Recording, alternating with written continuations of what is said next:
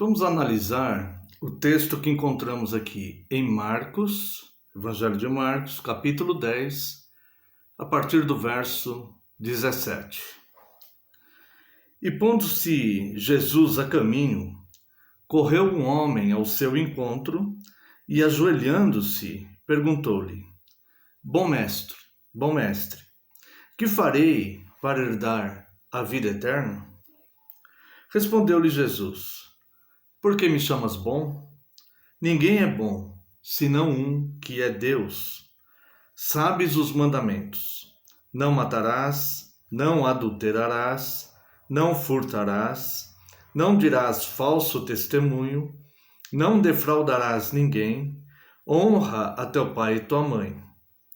Então ele respondeu: Mestre, tudo isso tenho observado desde a minha juventude.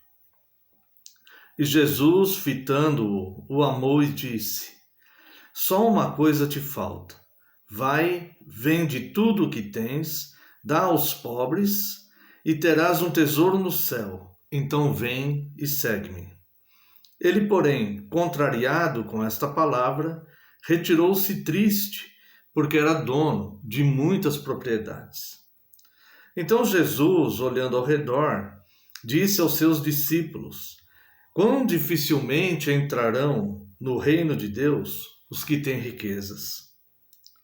Os discípulos estranharam estas palavras, mas Jesus insistiu em dizer-lhes: Filhos, quão difícil é para os que confiam nas riquezas entrar no reino de Deus.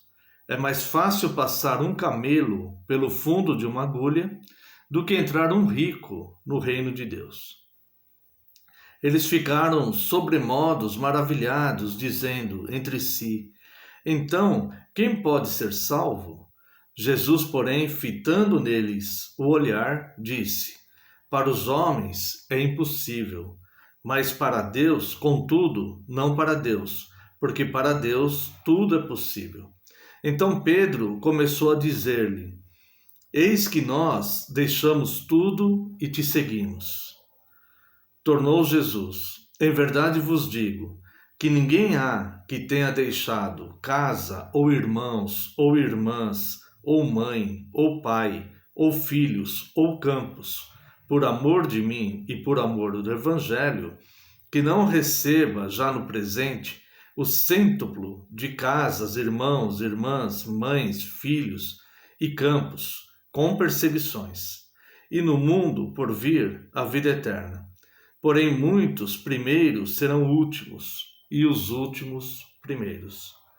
Bem, essa passagem aqui está aqui em Marcos 10, 17 a 31, em Mateus 19, 16 a 30 e em Lucas 18, 18 a 30. No Evangelho de Lucas, nós vemos Lucas se referindo a esse homem como um homem importante. No Evangelho de Mateus, se refere a ele como um jovem rico. E em Marcos, um homem que tinha muitas posses. Então, de fato, era um homem jovem e rico. E nós vemos aqui uma estrutura nesta pequena passagem, né? Primeiro, o diálogo entre esse jovem rico e Cristo. Depois, a insistência de Jesus em querer chamar a atenção dos discípulos a um foco do ensino que Cristo quer passar. Depois disso, o olhar humano dos discípulos. O grande ensino de Cristo, que Cristo desejava que os seus discípulos focassem, e a recompensa à fidelidade. Essa é a estrutura deste texto aqui. Neste diálogo entre Cristo e o jovem rico, nós vemos alguns detalhes importantes aqui, interessantes, né? Primeiro, Jesus estava no caminho. Um homem, ao ver que Cristo estava ali, possivelmente já sabia de quem se tratava, conhecia a fama de Cristo, deveria ter provavelmente ouvido já falar de Cristo, Esse homem correu e ajoelhou-se diante de Cristo. Olha que coisa interessante, né?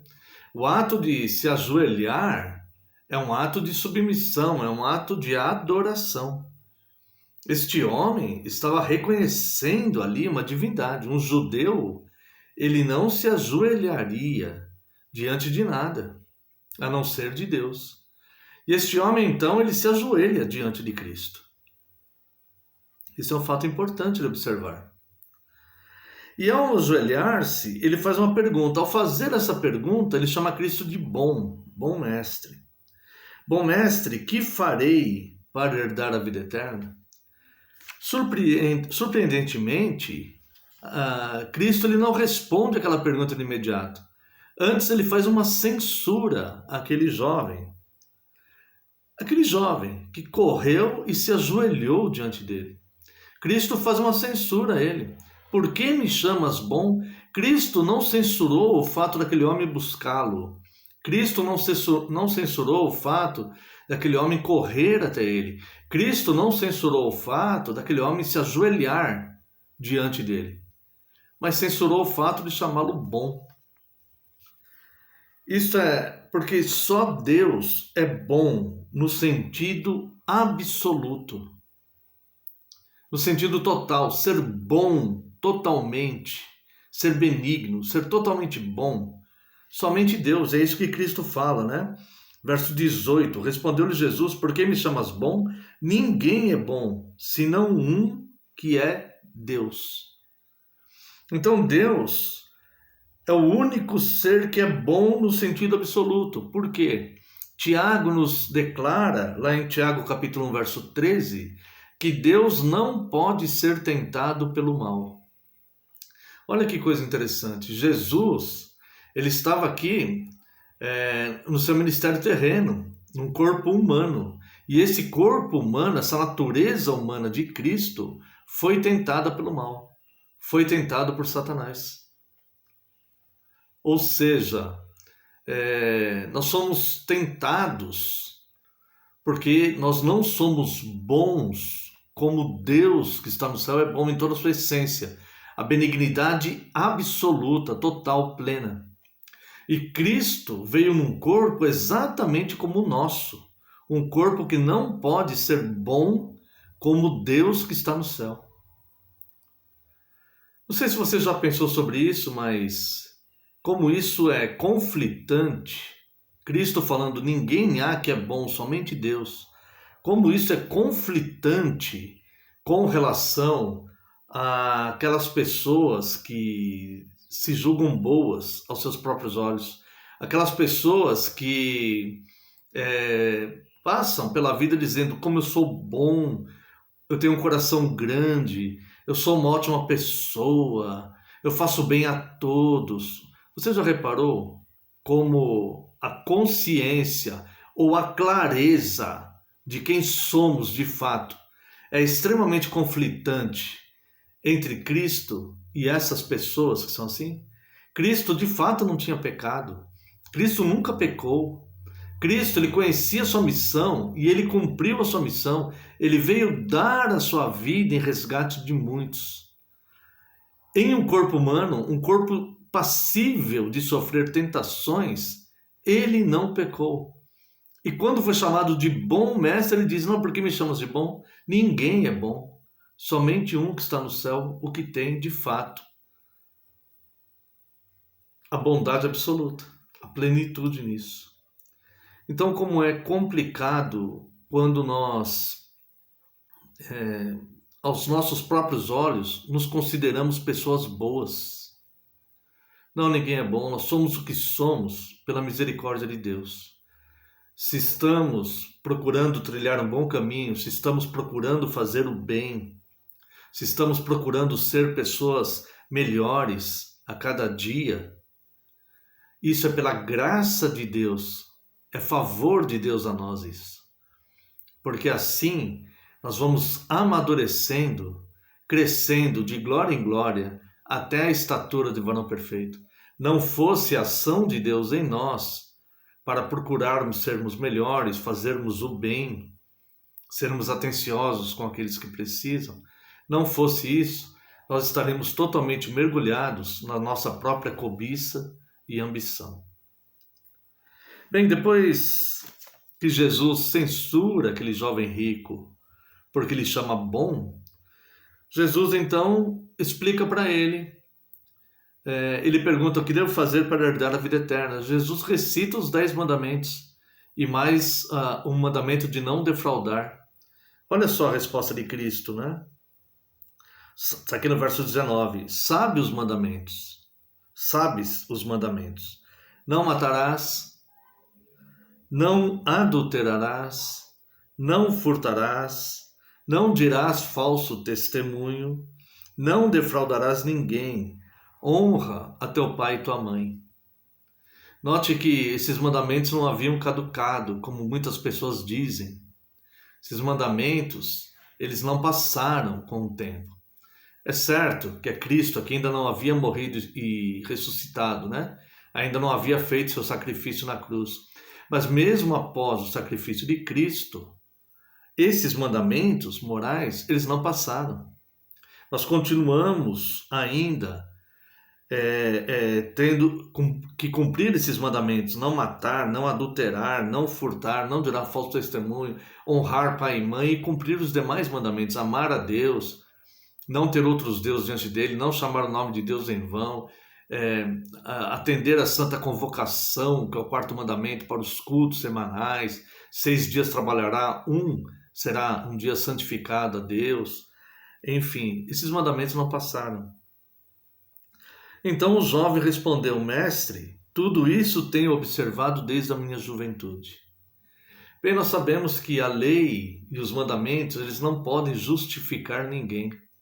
Somente Cristo, somente o sacrifício de Cristo na cruz pode justificar alguém. Então esse jovem ele fala: tenho observado esses mandamentos desde a minha juventude. Mas como que ele observa esses mandamentos? Como nós observamos. Nós observamos também esses mandamentos. Mas como nós observamos esses mandamentos? De forma imperfeita. A nossa mente sabe que nós não podemos quebrar esses mandamentos.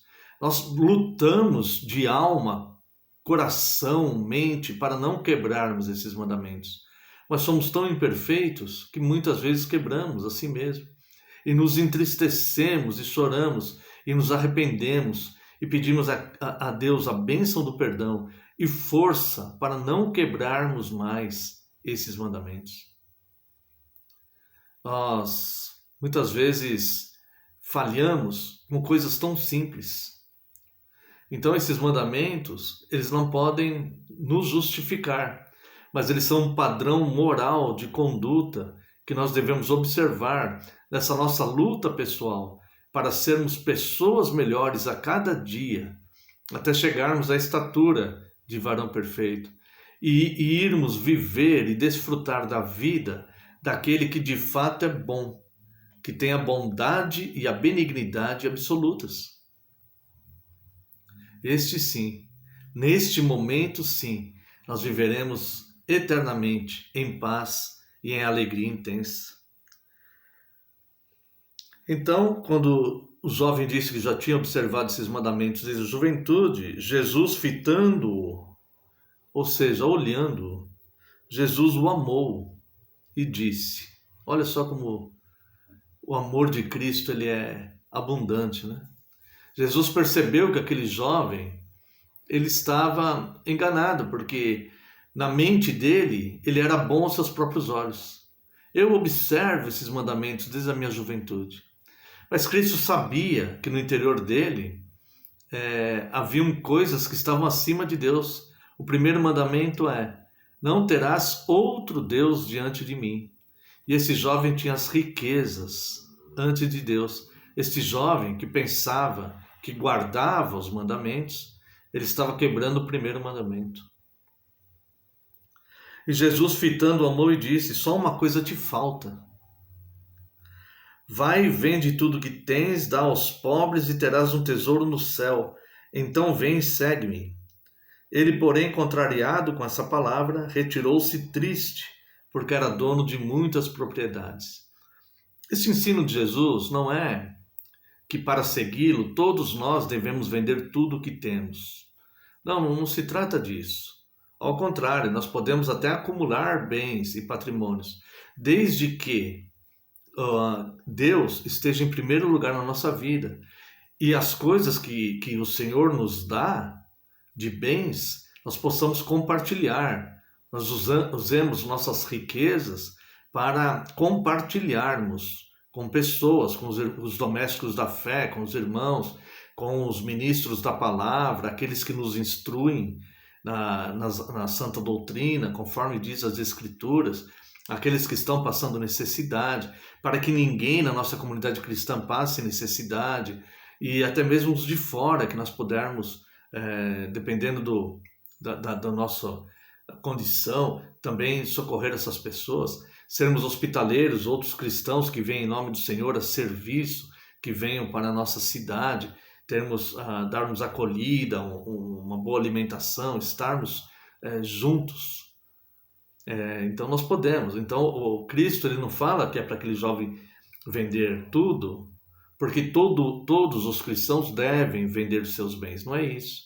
É que Cristo identificou que o que lhe faltava para aquele jovem é não ter nada diante de Deus. Não ter outro Deus diante do Deus verdadeiro. E ele tinha as riquezas diante do Deus verdadeiro. Também diz aqui que esse jovem saiu contrariado com esta palavra, retirou-se muito triste. Mas não diz que ele se perdeu. É fato que as Escrituras também não diz que ele se salvou. As Escrituras elas não dizem, mas o que aconteceu com esse jovem no futuro. Diz sobre este momento. E neste momento nós vemos 3 elementos.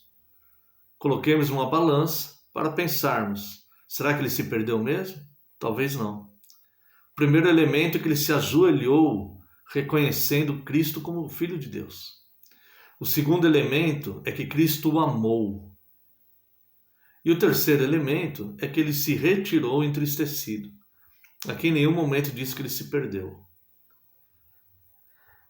Depois disso, depois que esse jovem se retirou, Jesus olha ao redor e diz aos seus discípulos: quão dificilmente entrarão no reino de Deus os que têm riquezas.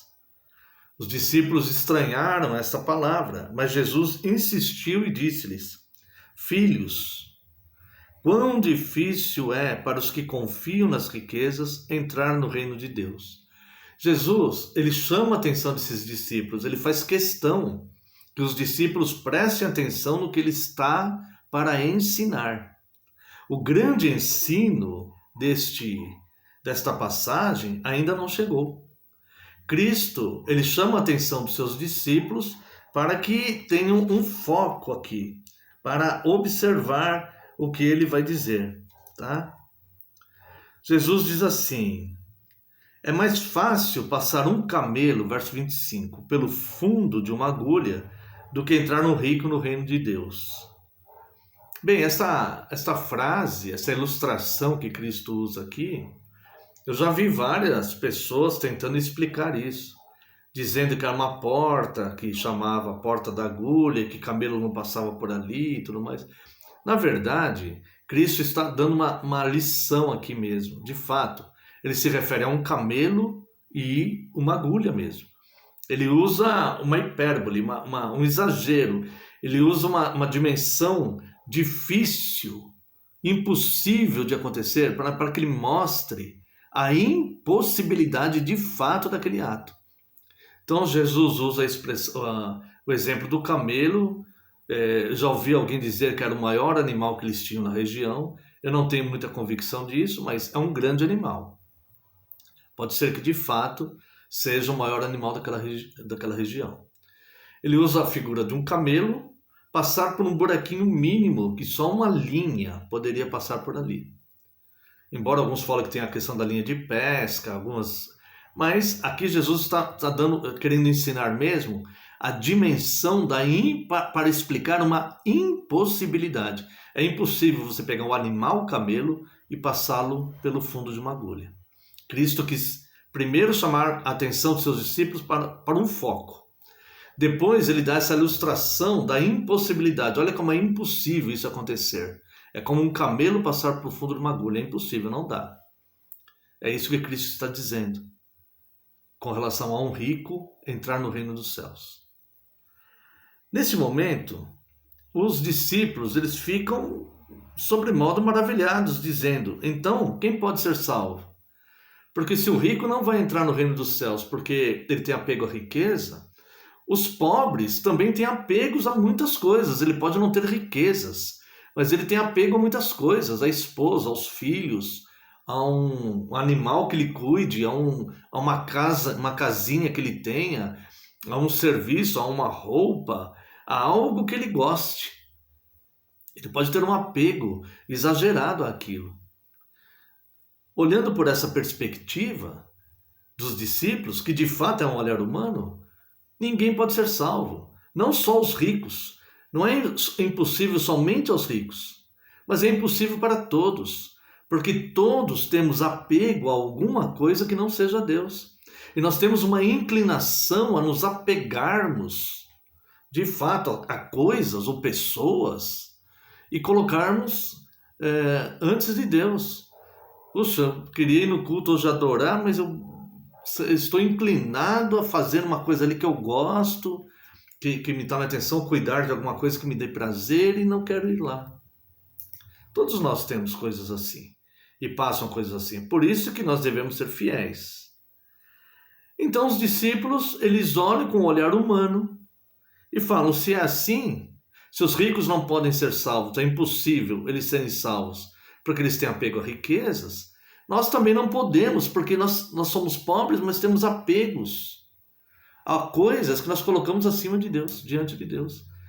Vamos voltar a falar do primeiro mandamento: não terás outros deuses diante de mim. Essa palavra é para ricos e para pobres, é para todas as pessoas. E qualquer coisa que você coloque diante de Deus, ou acima de Deus, ou na mesma dimensão, no mesmo patamar que Deus, isso é um ídolo. E Calvino disse: o coração do homem é uma fábrica de ídolos, e ele estava correto nisso. Então, é impossível, é como um camelo passar para o fundo de uma agulha. Ninguém pode ser salvo, de fato, como dizem os discípulos. Então, verso 26, e eles ficaram sobremodo maravilhados, dizendo entre si: então, quem pode ser salvo? Verso 27, Jesus, porém, fitando neles o olhar, disse: para os homens é impossível, contudo não para Deus, porque para Deus tudo é possível. Então perceba aqui que este é o grande ensino desta passagem. É este ensino que Cristo quis chamar a atenção dos seus discípulos para que tenham foco nesse ensino.